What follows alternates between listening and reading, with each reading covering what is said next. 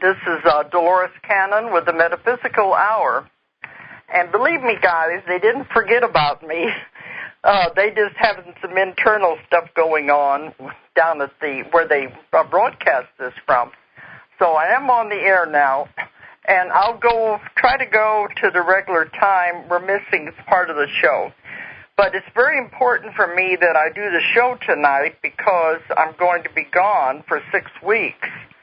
I'm leaving next week, and I'll be gone to Australia and New Zealand, and I won't get back until the middle of November. So that's why I thought it would be really important to do a live show before I go, but they'll be using the archives. First, let me give you the number if you want to call in. The number is 877-876-5227. 877-876-5227. Because I've been gone the last 2 weeks. I had conferences in Ashtabula, so I spoke up there. And then last week I was in Chicago giving one of my hypnosis classes. So there was 2 weeks right there when I didn't go on the air, and they had to use the archives. So I'm trying not to do that unless we really have to, because I went on and checking the numbers now. I have about 70 shows that I've done because I've been doing this now for about 2 years. And the only times we pull from the archives is when I'm going to be out of town. But there's plenty of material there. And I told them they could even go back to the beginning when I started and pull some of that material. But I'm going to New Zealand first, and I'll be doing lectures and a hypnosis class in Wellington. Those of you in Wellington probably know Blair, who channels the entity called Tabash. And he's an old friend, and we are going to be working together at a lecture there in Wellington. And he's expecting a full house for that because it's going to be really unusual. And I don't have any idea what's going to happen because he's never done it with anybody before either, have the entity interact with somebody during a lecture. So we're going to do that in Wellington. And then I will be doing a class that weekend in Wellington. If you go on my website, www.ozarkmountain, the name of my company, it's abbreviated OZARKMT.com. Or for you guys over there, it's OZARKMT.com. It will tell you the times and the dates and who to contact if you're interested in the lecture or in the class. But then after I finish in New Zealand, I'll be going to Australia, and I'm going to be over there for over a month. I'll be doing lectures and classes in Melbourne, and then going on to Perth. I'll do lectures and classes there, and I'll also be speaking at the Conscious Living Expo in Perth. Patricia Hamilton, who does the Conscious Living magazine, is going to be putting the whole tour together over there. And then I will go on to Sydney and also lectures and classes, and I will be speaking at the Mind, Body, Spirit Expo in Sydney before returning home. So that's a pretty full schedule. So I won't be back here until the middle of November. So tonight, I do want to talk about some things. I don't have a guest, but there's so many of my books that I haven't even touched yet. There's so much information that I can come up with, and usually when I have a guest, we don't have time to do it because I'm so focused on them, and I try to have very good guests on so they have plenty of information to give all you guys out there.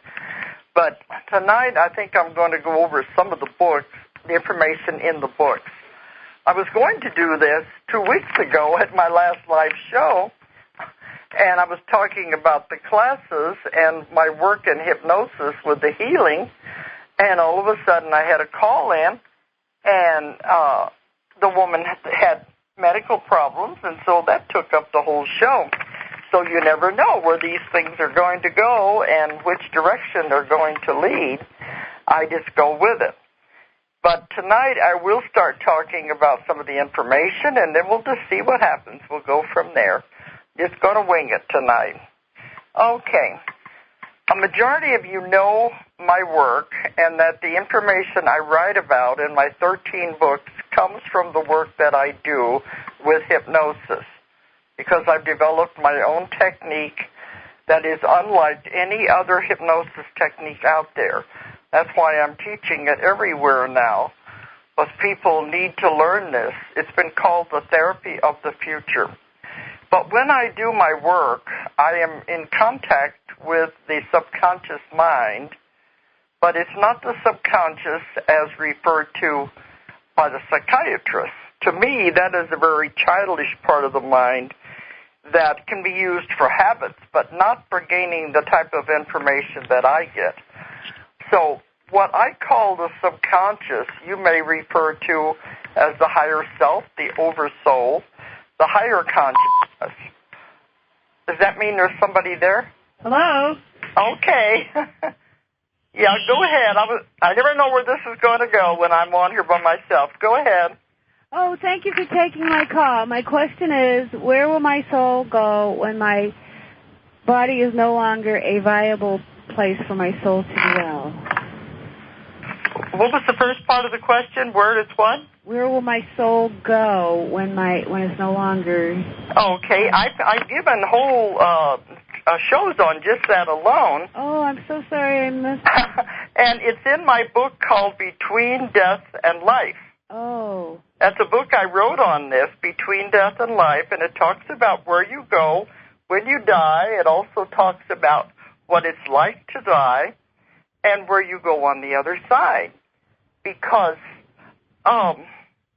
that's what a lot of people don't understand. See, you are not a body. You have a body. Mm-hmm. The real you is your soul and your spirit. That's the part that continues. It's been around forever, and it's going to continue to be around forever. And I'm so tired already. You what? I said, I'm so tired already. Forever. Well, Earth is a school, and you come to here to learn lessons, just like going to any school, and you don't get out until you graduate. But every life is a different lesson, and sometimes a series of lessons. Mm-hmm. This is the kind of a school that you can't skip a grade, but you can have to take a grade over again if you don't learn it the first time. Oh. So that's why you have to keep coming back again and again if you don't get it right, until you can finally finish it and graduate. Do you have so any idea? After the body dies, because all this body is like a vehicle. A suit of clothes is what I call it. Do you know where you're going, where your soul will go when you're, for your next trip, your next lesson? Do you have any idea?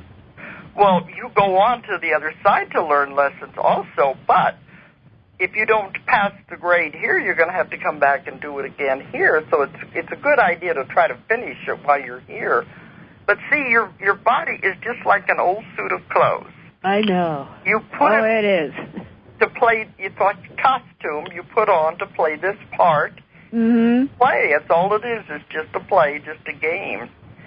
So when it's over, the suit of clothes does wear out. It doesn't matter how used we are to it and how much we like it, it is going to wear out.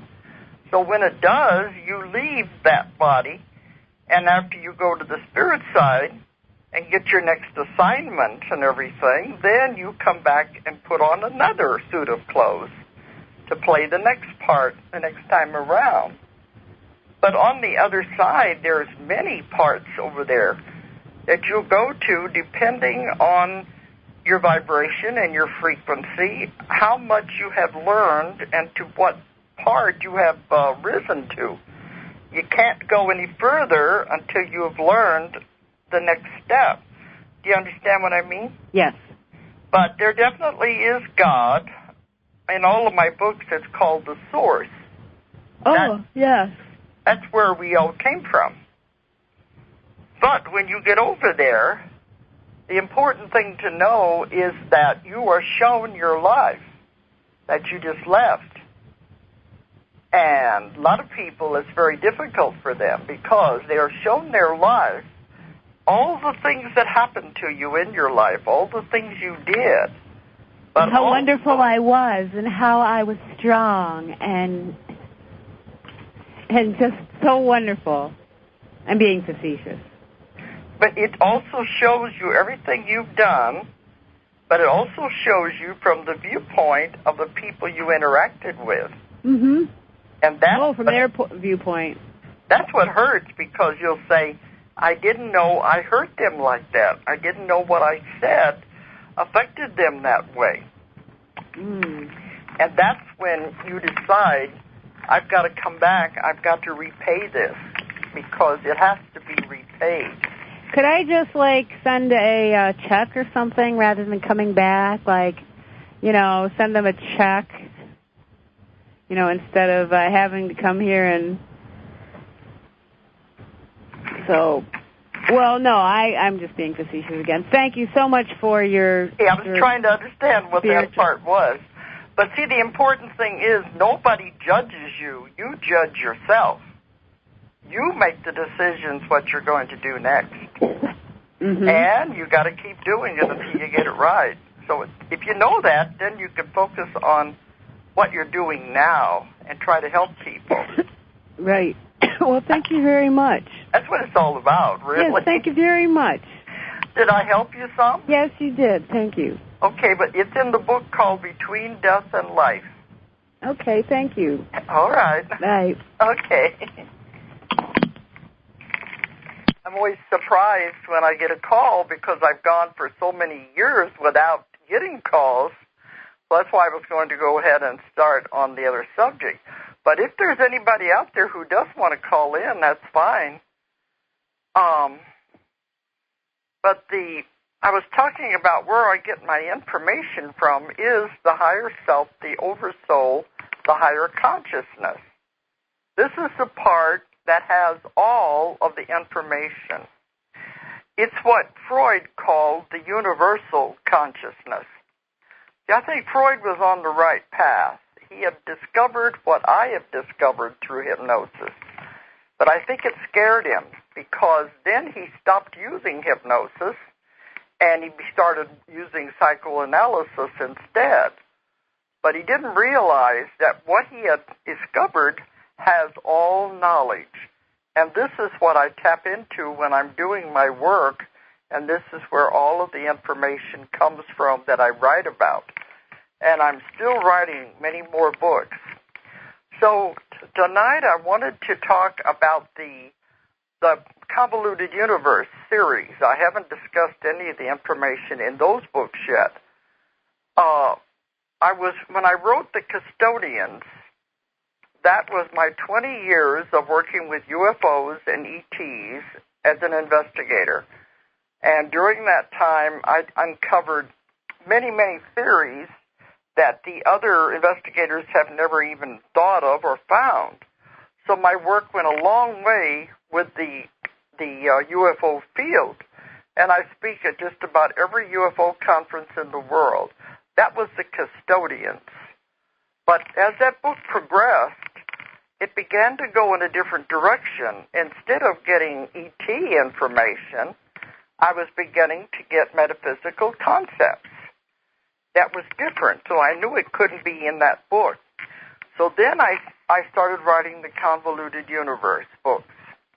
And in the beginning, I thought it would be too complicated for people to understand. I said that the first book, I called it Book 1 because I had a feeling there were going to be some more. And now there are two, Convoluted Universe Book 1 and Book 2 are out, and I'm almost finished Book 3. And everyone keeps saying, when's that book going to come out? Because they really want that book.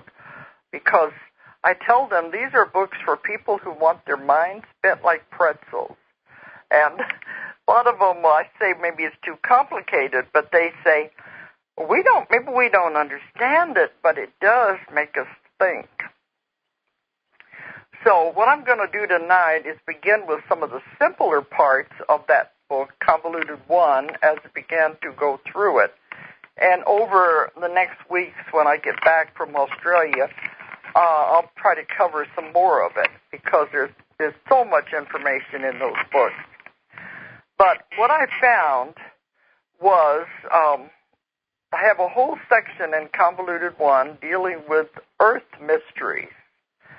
If anything is a mystery, I want to understand it. I want to find out more about it. And I am so curious that I ask so many questions because this is where my mind goes. I'm always wanting to know more and more about everything. So during my hypnosis work, I will ask all the different people I'm working with the same questions. And if they all come up with the same answer, pretty much, considering the way people would word things, then I know I'm on the right track, and it gives it a lot more validity if the person is repeating the same things. So under the part about the Earth mysteries, I was always interested in lost civilizations, especially the continent of Atlantis. So I have a whole section on that part. Incidentally, that book is now being translated in Chinese, so it's going to be interesting the kind of mail I'm going to get. These books are all over the world in so many languages, and they asked me, they called from Taiwan, and they said, can we break that book in two so we can get it out quicker? And they wanted to break it right after the Earth Mysteries part. So we'll see. I don't know what you're going to call it, though, if you're going to break it in two. So I have a lot of information about Atlantis, but I also have information about other lost civilizations. Because when I say they, you'll know who I mean. This is this larger part that I speak to. They said Atlantis was not the only civilization that rose to a high level. It was one of the most advanced and had the most promise. They really thought it was going to be the ultimate. But things got in the way. But there were other civilizations before that and after that even that rose to a high level, and then they were destroyed. And that's what they said. Now we can't afford to let this happen again because every time a civilization is destroyed, it takes a long time to build it back. The people have to start all over again from scratch and developing their normal necessities. But these other ones had achieved a very high level of advancement, especially with the mind. The mind has powers you cannot understand, and we had got to the point where we were using it to such a high degree. Many of the civilizations that I've had sessions about that I knew were not Atlantis, there was usually the men in the civilization are the ones that wanted the power, they wanted control, and they're the ones that ultimately caused the downfall of these civilizations. And I'm not insulting men out there, but I've never had a civilization where the women are the ones who wanted control and power. The women were always the ones who were trying to keep it from happening. In most of these sessions, there was always a group of women who had developed the mind power that were used for the positive, and they were trying to counteract the negativity that the men were doing with their minds. And many of these had developed to a very high level. But then it seems to get out of control. They think they can do anything with their minds, but then it's as though it backfires, and they discover something happens. It's like nature rebels, and they lose control. And at that time, there's no way to stop what's happening. It has already begun to escalate. And in all of these stories, some of them are in Convoluted too, there were groups of women who knew what were happening, and they were trying to counteract it with the use of their minds as groups. but often it was just gone too far and they couldn't do it. In one of these civilizations, it was described as not water. Water was what destroyed Atlantis, but it was described as huge walls of mud and debris that just came with roaring, and it just covered the entire civilization. And when that happened, the entire civilization was destroyed and everybody in it. And it was interesting that when I was on Art Bell's show, it's been a couple of years ago or more now, and we were discussing all kinds of different topics on that show, and I brought up the idea of Atlantis. I got an email. We got about 400 emails a day after that show, but I got an email from a female archaeologist. And in it, she was very angry at me. She said, "How dare you go on the air and talk about a civilization that there's not even one grain of proof that it ever existed?" And I thought, my goodness, lady, you're an archaeologist and you don't have any magic in your life? How can you do what you're doing without having the imagination to realize these things did exist? And I reminded her in the email about Troy. You know, that was a city that people thought was a myth and did not exist, a legend, until the man who found it had a dream, and it told him exactly where to go to dig it up whenever they had the archaeologists go. This has happened to lost cities in the Bible, too.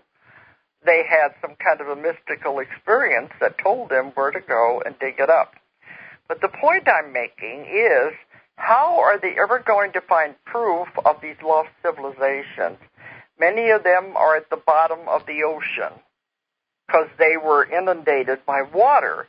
But this one that I had showed they were not only buried underwater, they're also buried under mountains, hills of mud and mountains. So there isn't any way they're going to find proof that these things ever existed. I had another lost civilization with a session I had where it was the same way. It was the men, again, were misusing the powers of nature. And usually when they're doing this, they're working with crystals. Now, crystals have a great deal of power, and they've told me that we don't even know the power that the crystals have. We have just barely tapped into it. And it is so powerful that they had learned how to control these. And they said, eventually, we may be able to get this knowledge back. First, we have to be sure, they have to be sure if we can handle it this time around, because it is so powerful it's gotten out of control too many times. But usually it's the use of crystals. So in this one session, the men were using the power of the crystals and trying all kinds of things with it, and they began directing it not only into the earth, but also into the atmosphere. And it sounds very familiar with what they're doing now, because it began to destroy the ozone layer, began to make a hole in the ozone layer. Now, many times when I'm doing my work, they're telling me, you must have this information because it is repeating itself now. And that's why we want you to know. Maybe you can realize what you're doing and we can stop it before it goes too far. But in that session, they were directing it up into the sky, and the power was so great it was burning a hole into the atmosphere. And they said allowing the sun to come through, which it normally wouldn't have done. And there was also in that session a group of women who were trying to counteract the negativity with the powers of their mind in a positive way. What happened was that it burst through the hole in the ozone layer, and when the intense heat came through, it burnt everything, destroyed the whole civilization, all the people. And they told me this was what created the deserts in like Africa, like the Gobi Desert and the Sahara Desert. These were created by this intense heat that came through and burned everything. And in that session, it was interesting, as the woman was dying, leaving the body, she said, we must go to sleep for a while. And I thought naturally she was talking about the death process. But she said, no, the power was too great. The power has to go to sleep. Meant that they could not have it back for a while. We would have to go to sleep for a while. So that when she did come back into the next life, it was a very mundane existence in the Middle East somewhere, where it was totally different. They had no power, no abilities, nothing at all. But she said we had to start all over again because we could not have that power back again. So that was another example of the civilizations have been lost and destroyed in many different ways.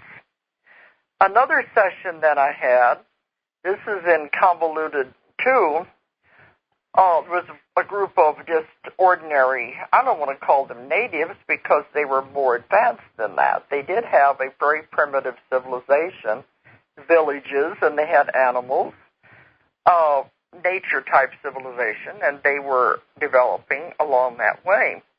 There may have been other parts of the world that had higher civilizations, but this one was focused on this simple one. And the man,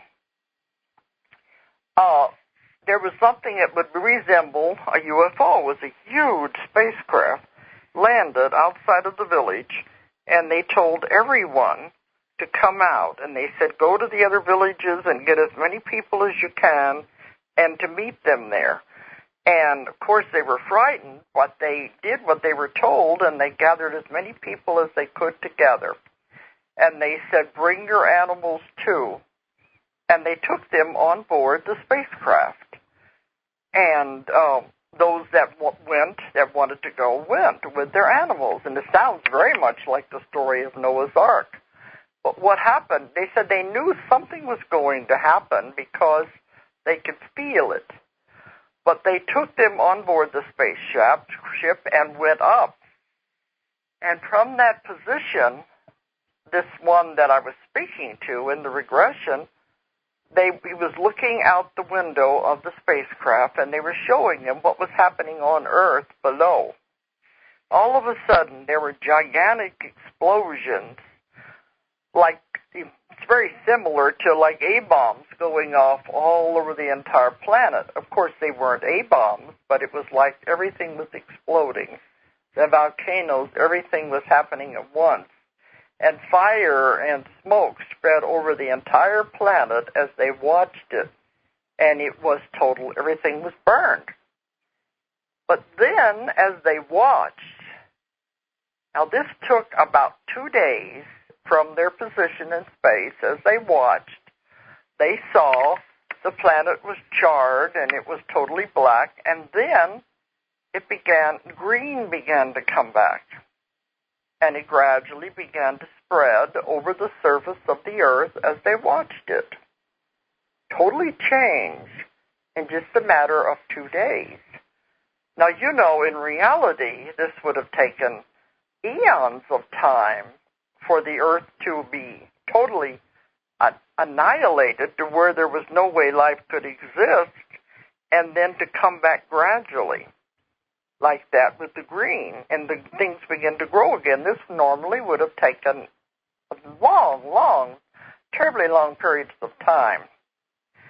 Now, so I had them ask the ET that was on board the craft, and I asked them what was happening, why this was happening. And the ET said, time exists down there. It doesn't exist up here. That was why they were able to see time speeded up. Now, the ETs told me in the book The Custodians, too, that time is an illusion. Time does not exist. They said mankind is probably the only species in the universe that has found a way to measure something that does not exist. And they also said, we will never travel in space until we get away from the notion of time, because that's what ties us to space. And it is an illusion, but we are totally trapped in it. We have one day after the other. We have 1 hour after the other, 1 week, 1 month. We measure time constantly. But we are trapped in that belief system. But anyway, the ET said time exists down there. It does not exist up here. And I've always heard that if we were going to have a disaster happen to the Earth where something was going to be destroyed in our time, that the ETs would come with their spacecraft to evacuate as many as they could. But I've always assumed this meant they would take them to another planet or something, and the ones that would be brought back would be those people's descendants. Well, apparently this is not what happened in this case, because as they watched and everything came back, then they brought the people back down to Earth, the same ones that they had taken up. Only a few days had passed, but for the Earth it had been thousands and thousands of years. And everything was growing again, and they told them, no, your village is gone, nothing is the same. But they told them, you're going to have to start all over again. You're going to have to rebuild all over again. And they had their animals that they brought with them, so it was beginning everything again.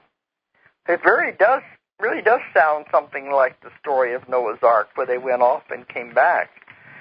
But this was another example. So here I've had civilizations destroyed by mud, mountains of mud, and then by fire, and then, of course, we have the one about Atlantis, which was destroyed by water. So all of these are destroyed in different ways. But mankind has always survived, because that's what they said. The human race is so precious. They have devoted so much time to the human race. It must survive. Even if we destroy the Earth by our own foolishness, they are not going to let it totally be annihilated. But the story of Atlantis, I've written a whole section on it in Convoluted 1. Atlantis was not just a continent, as has been told. It was the entire world at that time. The entire world, it was not as advanced. These were just certain cities and parts that were highly advanced, just like it is today. There was also primitive societies, jungles, and natives. But Atlantis was the entire world, and the scientists and the more advanced people were located in the cities, the beautiful crystal cities. And we have a lot of information about what these cities were like, how they lived there. And the civilization of Atlantis went on for thousands of years, much longer than our own civilization. So this is why there are so many legends involving it. It was a long period of time.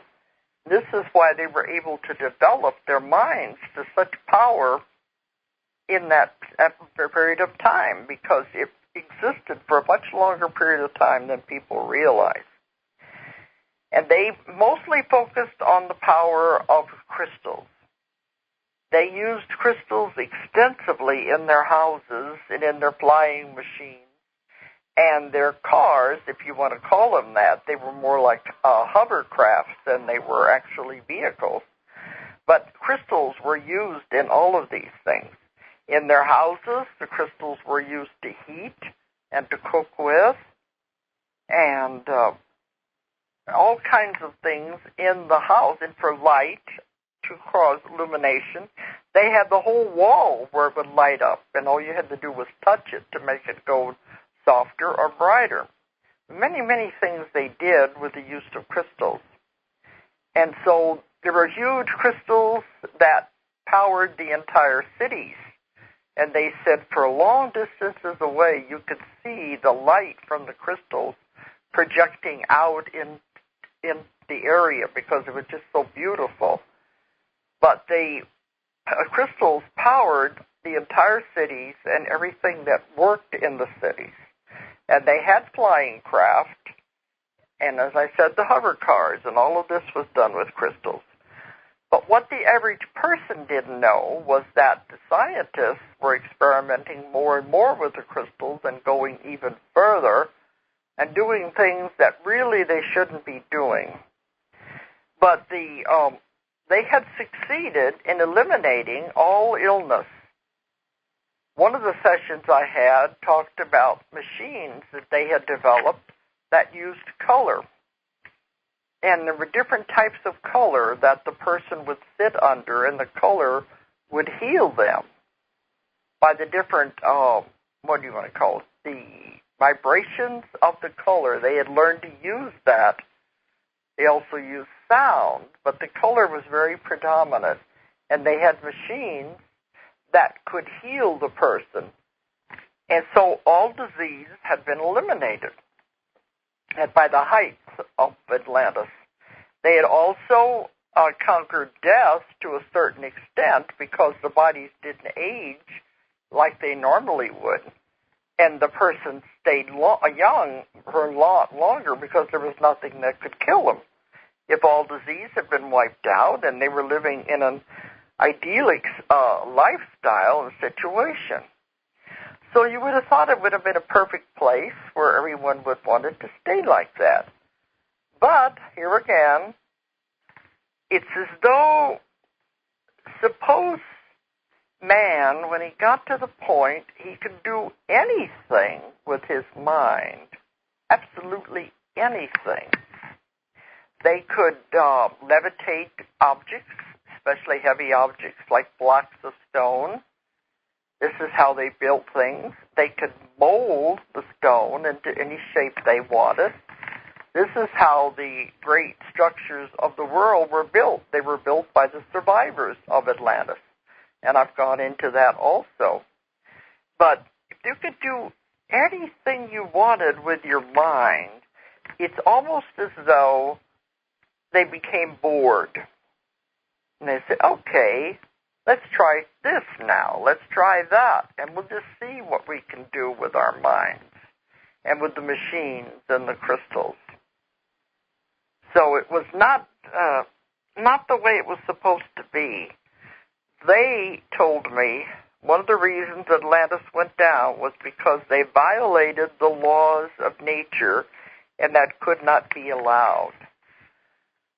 One of the things they did was they began combining animals and humans. They were experimenting at first with it, and they thought, well, this would be interesting just to see if we could do this genetically. And they used them as servants and for different laborers and things like that in their society. But they began combining the genes, the cells, to create a half-man, half-animal. And they told me that the legends we have of half-man, half-animal, the centaurs, the minotaurs, the mermaids, all of these things, the legends are based on fact. And they originated with what was being done in Atlantis. It didn't come from Greece, where a lot of these legends are supposed to have originated from. They just were carried over into our time, into the civilization of Greece. But they were memories of what was actually being done in these ancient Atlantean times when they were doing the experimentation with the animals and the humans. And they said, you must know this because your scientists are beginning to do the same thing. And it cannot be allowed.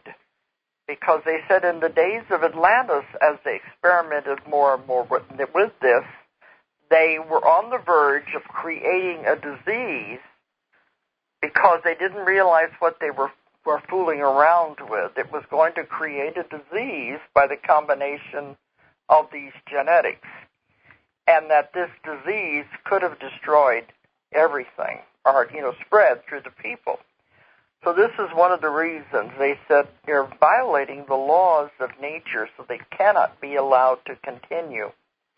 But they said you must know this because your scientists are doing the same thing now and you're headed down the same road, and it is not wise.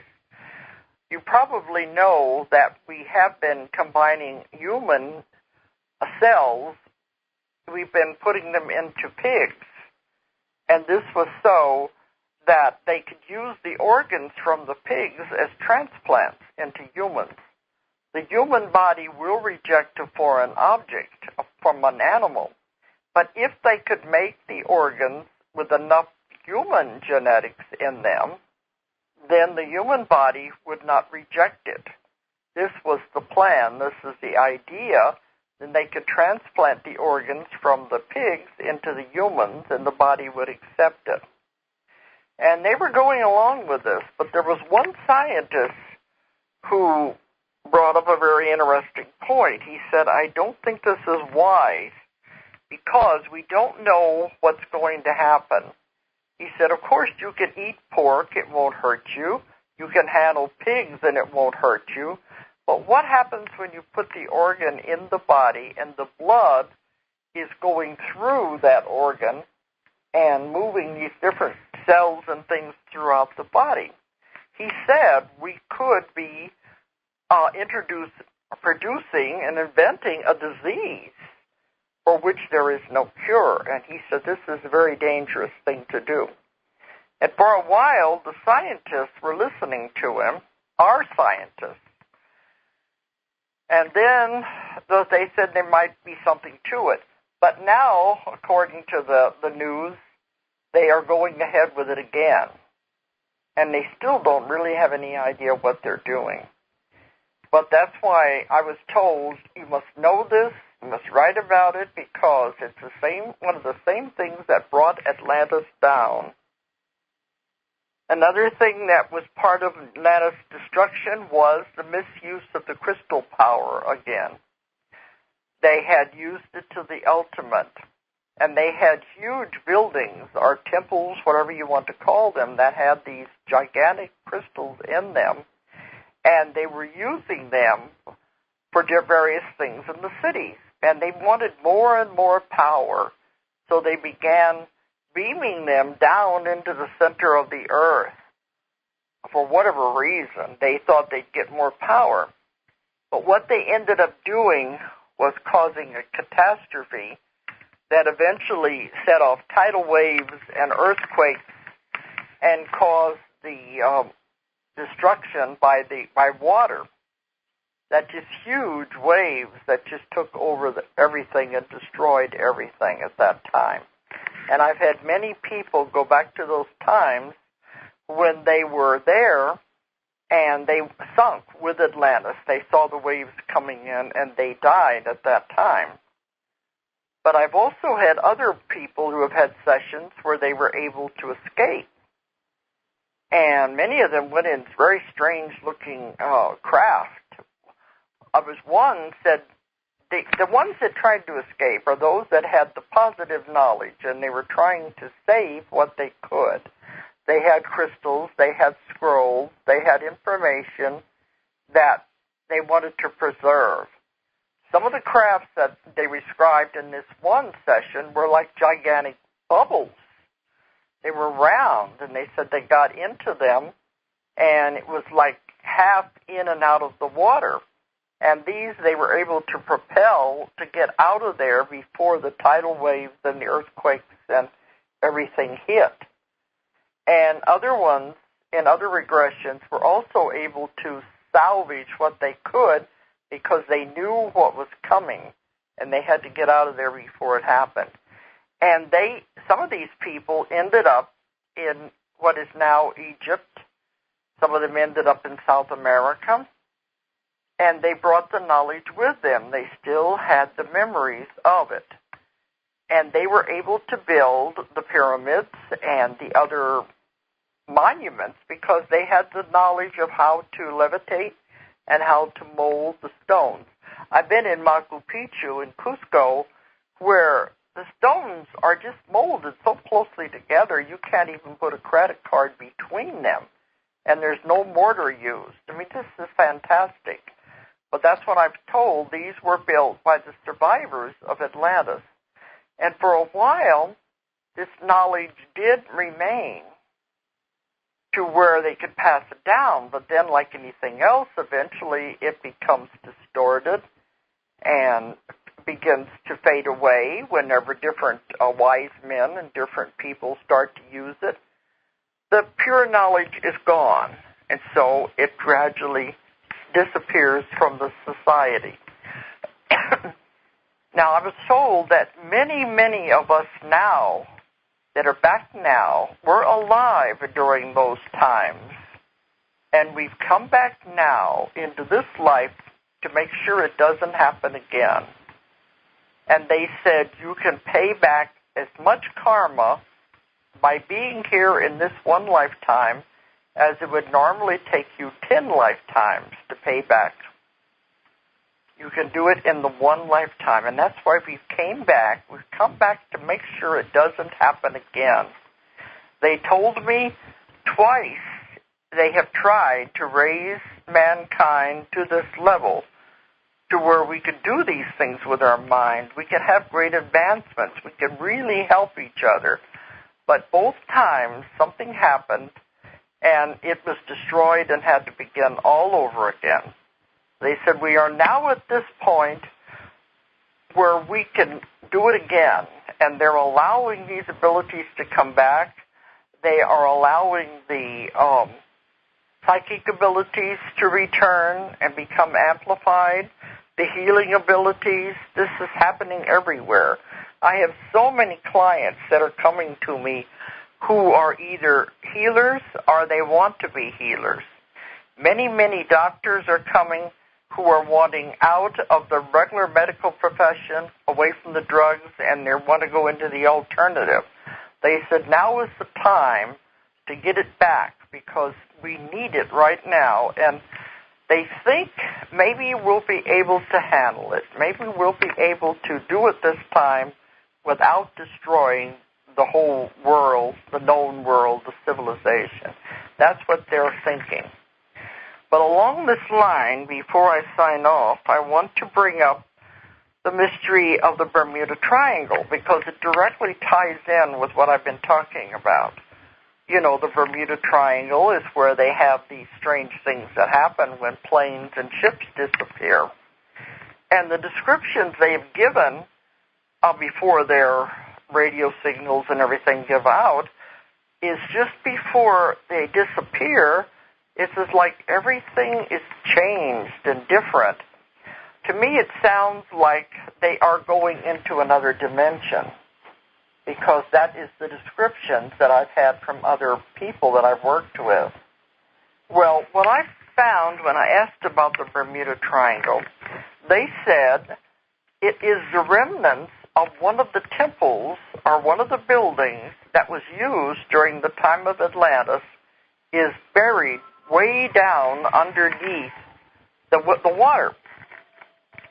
And they said these buildings, this one in particular, was used for time travel and for going between dimensions. So it had machines there that these gigantic crystals powered so they could use it to go in and out of dimensions and in and out of time. So it was buried underneath the waves and the dirt. But they said it is still partially functioning. It was never totally shut down by the disaster. It was still partially functioning. So they said, if you could visualize, it's not really what it is, but if you could visualize a mirror hanging by a string, and as the water would move it one way or the other, if it would happen to flash upward toward the surface, then if there was any boat or airplane in that vicinity, it would be zapped into another dimension because that was the purpose of the machine. So it's still there, but it's not functioning correctly because of the damage. It doesn't do it all the time. It's just very sporadic. And that was the definition that I was given for the Bermuda Triangle. And I think it all ties together, and it makes a great deal of sense. Okay, now we're coming up to the top of the hour that I'm going to have to go off. But I wanted to give you that much. And when I get back from Australia, I'll be continuing with some of the other information from the Convoluted Universe. If you want to find out about my trip to Australia or any other schedule, I've already got a lot of things scheduled for 2008, almost the whole year, with conferences and trips I'll be doing. If you're interested in any of that, check on my website, www.ozarkmountain, OZARKMT.com, or you can call our toll-free number, 1-800-935-0045, and you'll also can find out about my classes and if you want to have any private sessions. I have an office in Huntsville, Arkansas, and people come from all over the world to have private sessions here. So, okay, now I'm going to be off in a few days to New Zealand, Australia, and I'll be back on the air when I return the middle of November. So, everybody have a good night. Bye-bye. If you enjoyed the show, check out more of our other videos and be sure to subscribe and click the like button. Thank you for listening to the Metaphysical Hour with Dolores Cannon.